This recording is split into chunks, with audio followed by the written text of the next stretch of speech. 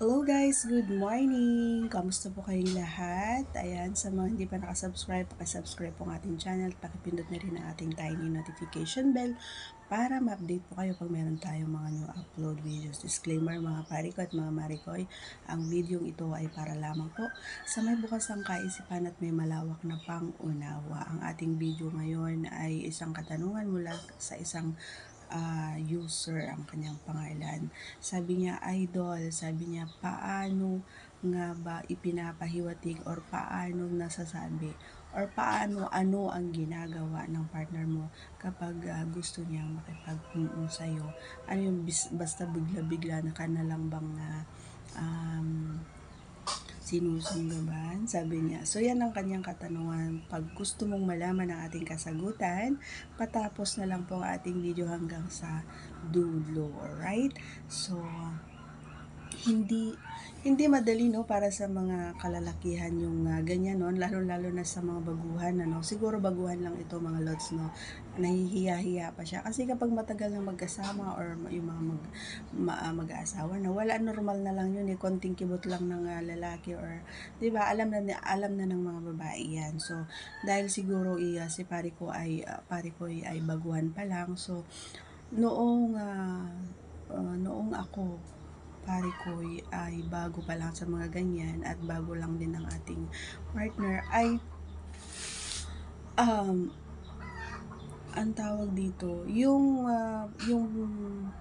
pag ano pa lang niya, pag haplos niya pa lang sa mga braso ko, yung paghawak niya pa lang sa mga palad ko, yung pag ano niya sa mga buhok ko, doon alam ko na yon. At saka yung uh, yung bago magdilim ay naliligo na yan, naglilinis na ng katawan, doon niya pinapahiwatig. Halimbawa pag nakahiga na ay ang tawag dito yung iba kasi yung pakiramdam kapag ganon. Pero yung sa iyo kasi hindi mo naman sinabi kung magkasama na nga ba kayo sa bahay or nag-date pa lang kayo. So sabihin ko na lang kapag halimbawa ay hindi pa kayo magjowa pa lang kayo. So obviously talaga naman na mahihiya ka talaga na magsabi na baka pwede, 'di ba, na ano. Kasi noong based on my experience, once kasi ganito yung pare ko, once kasi na nag-aya ang lalaki ay sigurado na lalabas kayo, 'di ba? Magdi-date kayo.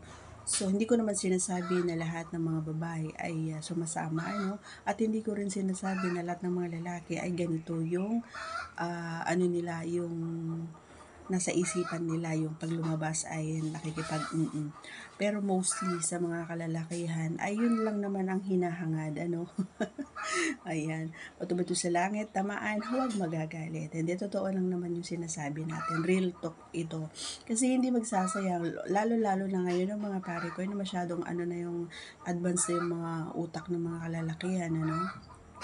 Sad to say, pero minsan sasabihin nila, ilalabas ka o magdi-date kayo, lalabas kayo. Pero ang nasa isip nun ay anuhin ka, 'di ba? Makipag siya sa iyo. Yung gagawin niya ang lahat, gagastos siya ng malaki para makuha lang niya yung gusto niya.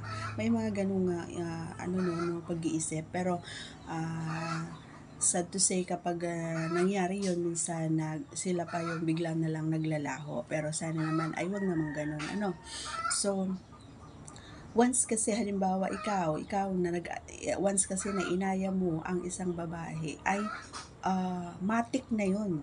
Matik na yun sa amin. Kahit sinong babae, matik na yun na at hindi sasama ang isang babae. Hindi ko nila lahat hindi ko nila lahat. Para sa akin lang yun.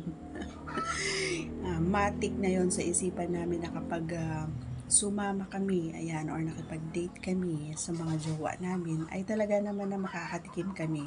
Ayan, at makikita namin si Junjun at makakakain ka ng pechay na masarap. Ganun yun. So, hindi naman ako makikipagkita kung hindi ko rin gusto kung ano yung magaganap or gagawin mo. So lahat, ano na yun, advance na kumbaga sa mga babae. Kaya kung gusto mo, pare ko, halimbawa, jowa mo pala, kung gusto mo na yung iniisip mo na gaya ng tanong mo sa akin, ano yung paano mo nalalaman na gusto kang So yun nga, yayain mo siyang lumabas kasi ang mga babae advance yan. Kapag nagyaya kasi ang mga jowa nila is ibig sabihin no. Talaga ngayon high-tech na kasi ngayon ang mga idol no, high-tech. Halimbawa, sa umpisa pa lang nakapag-video call ka tapos ang tawag dito, ibahin mo yung usapan ninyo, ibahin mo medyo may konting pa cute or pa tweetals mga ganon.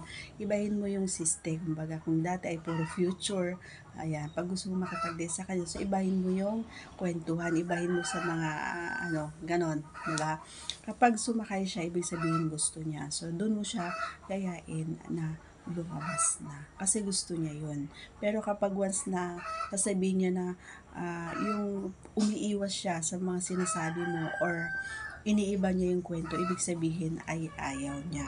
So, halimbawa naman ay magkasama na kayo sa bahay at nahihiya ka pa rin sa kanya, hindi mo na kailangan mahiya kasi hindi magkasama naman na kayo, for life na kayo magkasama, 'di ba? So, sa pamamagitan lang ng paglilinis mo ng katawan, idol, at sa pagdampi mo ng sa mga labi niyang malalambot ay talaga naman na malalaman na ng babae yan na gusto mo. At saka yung pag pagpatong mo pa lang ng binti mo or pagpatong mo pa lang ng palad mo doon sa kanyang pechay ay hindi na siya umiwas, ibig sabihin ay gusto niya. Pag hindi siya tumalikod, hindi siya umiwas, ibig sabihin gusto niya. Pero pag umiwas siya, ibig sabihin ayaw niya. Ganun lang, kahit unotok, walang salita, wala kang hindi bubukas ang bibig mo, sa pamamagitan lang ng pagkilos mo ay malalaman mo na kung ano ang ayaw or kung gusto man ng iyong partner. So, sana ay nagustuhan mo ang aking explanation. Ayan. Maraming salamat sa iyong katanungan. Muli, pakisubscribe po ang ating channel at pakipindot na rin ang ating tiny notification bell para ma-update po kayo pag meron tayong mga new upload videos. God bless everyone. See you on our next vlog. Bye!